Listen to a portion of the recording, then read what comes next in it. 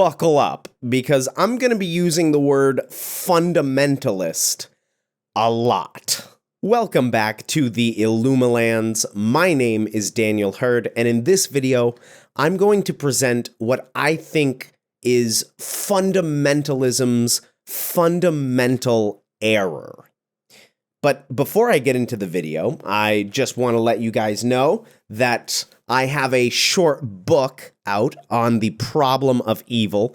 Don't worry, if you get this strip will not be on here. You can pick that up on Amazon if you feel so inclined. With that said, let's get into the video. When I say the phrase Christian fundamentalism, what pops into your head? If you're a Christian, probably you have in mind the original definition of fundamentalism, which is that there are certain tenets that you have to believe in order to properly call yourself a Christian. So the existence of God, the divinity of Jesus, those are two pretty big non-negotiables when it comes to being a Christian. On the whole, I don't really have a problem with this kind of fundamentalism.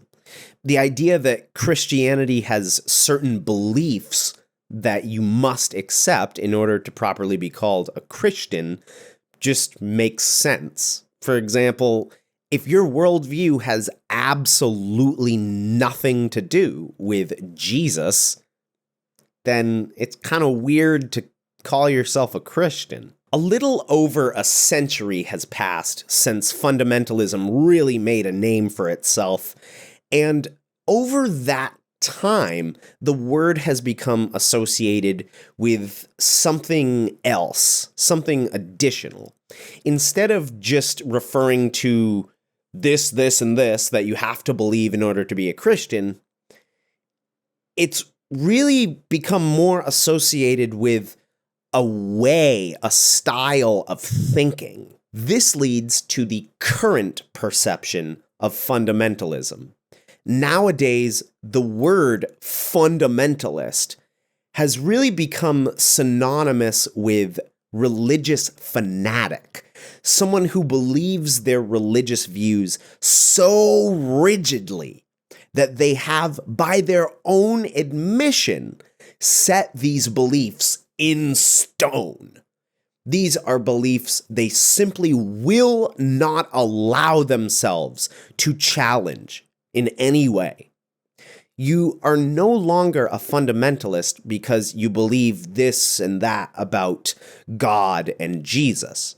Instead, you're a fundamentalist because you literally prevent yourself from questioning your beliefs seriously. From now on, this is what I mean by fundamentalism. A lot of people think fundamentalists are absolutely certain of their beliefs, and many are absolutely convinced. But lots of fundamentalists are not absolutely convinced. Having grown up in a fundamentalist environment, I can tell you for a fact that if you go and ask self-proclaimed fundamentalists if they are absolutely certain of their beliefs, a lot of them will come right out and say, no, I'm not literally 100% certain of this. But what does this mean?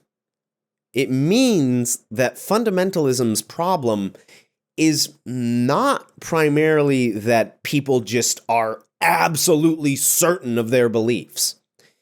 In reality, a lot of them aren't. The problem isn't absolute certainty. The problem is absolute unwillingness to admit potential error. I'll say that again. The problem is absolute unwillingness to admit potential error. This unwillingness can stem from a million different places. Fear, stubbornness, hope, tradition, practicality even. The list can go on. But the one place it most definitely does not stem from is reason. And when I say that, I don't mean that religious beliefs are inherently unreasonable or irrational, or that no one accepts, say, Christianity on the basis of reason or evidence. Many people become Christians precisely because they hear some argument for the truth of Christianity. The problem is not necessarily lack of evidence. The problem is that you can have evidence for something that's false. In fact, you can have really good evidence for something that turns out false.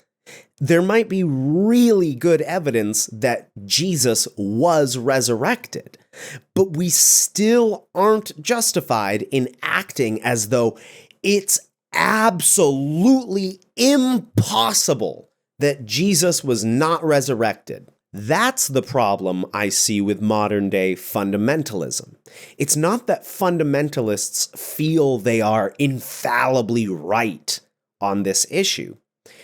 The problem is that regardless of their actual confidence, they tend to act as someone who is infallibly right.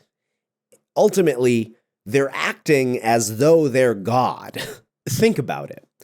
God doesn't have to entertain the idea that maybe he's wrong.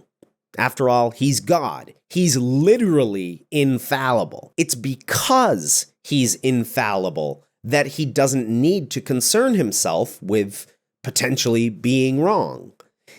If he wasn't infallible, he would need to concern himself with that idea. If I think I am infallible when it comes to Christianity or the existence of God, I'm just wrong. I'm just flat out wrong. I am not infallible. I am a human. If I recognize that I'm not infallible and I continue to act as though I'm infallible and refuse to give any contrary position the light of day, that's not much better. Now, some fundamentalists mistake their absolute unwillingness to admit potential error for their unwavering faith in an infallible God. It's their immense faith in the absolute truth, and this truth is established to them by the infallible God. I get that. I know what it's like to think of opposing views as fiery arrows of the devil that must be guarded against. I know what it's like to think that people who accept the Big Bang and evolution are just succumbing to the worldly philosophies spoken of in the book of Colossians. Yes, God is infallible, but you are not infallible. I am not infallible. My understanding of reality is not infallible. My understanding of God and the Bible is not infallible. The issue is not whether you think God can be mistaken. The issue is whether you're going to continue to act as though you couldn't be mistaken. And I say all this as a self-professing Christian, someone who has grown up their entire life in the fundamentalist circle. I grew up in a Baptist church, one Baptist church, and occasionally I went to a Pentecostal church. I bring up that fact, one, to show credibility, but also two, I want it to be known that this is not an attack on fundamentalism, that I'm just railing against fundamentalism and fundamentalists and calling them, I don't know, rationally dishonest or whatnot. I don't mean to make any kind of judgment as though I'm any better.